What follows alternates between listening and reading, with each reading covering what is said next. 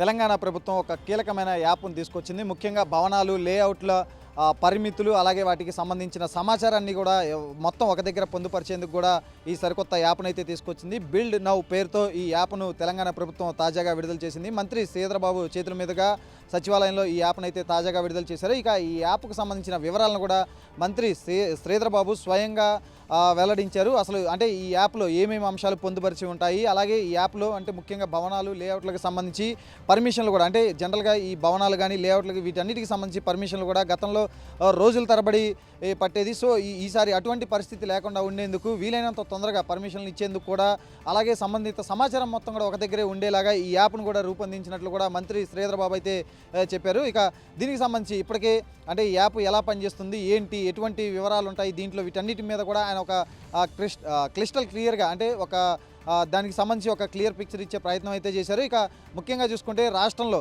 దాదాపు 60% మంది జనాభా అటు పట్టణాలు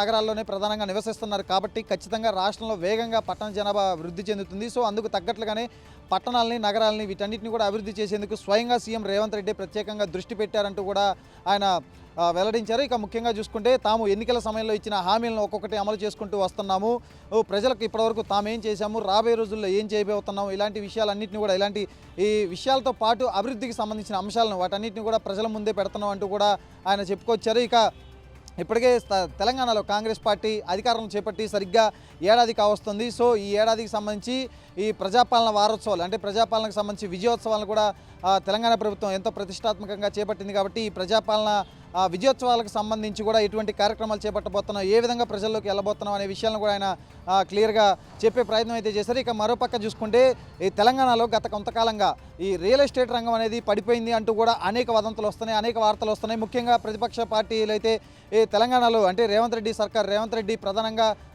సీఎంగా పగ్గాలు చేపట్టినప్పటి నుంచి కూడా తెలంగాణలో రియల్ ఎస్టేట్ రంగం పడిపోయింది అంటూ కూడా చేస్తున్న వార్తలన్నిటి కూడా చెక్ పెడుతూ రాష్ట్రంలో రియల్ ఎస్టేట్ రంగం అగ్రగామిగా ఉంది. దేశంలోనే రియల్ ఎస్టేటు హైదరాబాద్లో అంటే మెండుగా ఉంది, ఎటువంటి డోకా లేదు, రియల్ ఎస్టేట్కు లేదు అంటూ కూడా ఎవరైతే పెట్టుబడులు పెట్టడానికి రాష్ట్రానికి వస్తారో వాళ్ళందరికీ కూడా ఒక భరోసానిచ్చే ప్రయత్నం అయితే ఆయన చేస్తున్నట్లు కూడా మనకు తెలుస్తుంది. ఇక మరోపక్క చూసుకుంటే ఈ తెలంగాణలో అభివృద్ధికి ముఖ్యంగా పెట్టుబడులు పెట్టేందుకు పుష్కలమైన అవకాశాలు ఉన్నాయి. అలాగే బిజినెస్కి సంబంధించి మంచి అనుకూలమైన వాతావరణం ఉంది. కాబట్టి ఇప్పటికే దేశ విదేశాల నుంచి కూడా పెట్టుబడులు ముఖ్యంగా హైదరాబాద్లో కానీ తెలంగాణ వ్యాప్తంగా అటు ప్రధానంగా చూసుకుంటే హైదరాబాద్లో ఇప్పటికే ఐటీ రంగం అపారంగా విస్తరించింది. కాబట్టి ఇంకా పెట్టుబడులు పెట్టేందుకు, అలాగే ఆకర్షించేందుకు కూడా ఇప్పటికే అన్ని వసతులు కల్పిస్తున్నాం అంటూ కూడా మంత్రి శ్రీధరబాబు అయితే చెప్పిన పరిస్థితి అయితే ఉంది. ఇక రాబోయే రోజుల్లో కూడా అంటే ఈ వ్యాపారాన్ని సరళీకృతం చేసేందుకు అంటే ఈజ్ ఆఫ్ డూయింగ్ బిజినెస్ అంటే ఈ విషయంలో అంటే ఒక పెట్టుబడిదారుడు ఇక్కడికి వచ్చి బిజినెస్ ఈజీగా పెట్టే విధంగా అంటే దాదాపు 21 రకాల పర్మిషన్స్ అవసరమవుతాయి. కాబట్టి వాటన్నిటిని కూడా వీలైనంత తొందరగా గతంలో మనం చూసుకుంటే సింగిల్ విండో విధానం అనేది ఒకటి ఉంది. సో దాన్ని కూడా కుదించి నిమిషాల్లో, క్షణాల్లో పెట్టుబడిదారులు ఎవరైతే ఉంటారో వాళ్ళందరికీ పర్మిషన్లు ఇచ్చే విధంగా కూడా ఇప్పటికే సరికొత్త విధానాలు తీసుకొస్తున్నామని చెప్పి కూడా ఆయన చెప్పుకొచ్చారు. ఇక ప్రధానంగా చూసుకుంటే రాష్ట్రంలో పట్టణాభివృద్ధి పెరుగుతుంది.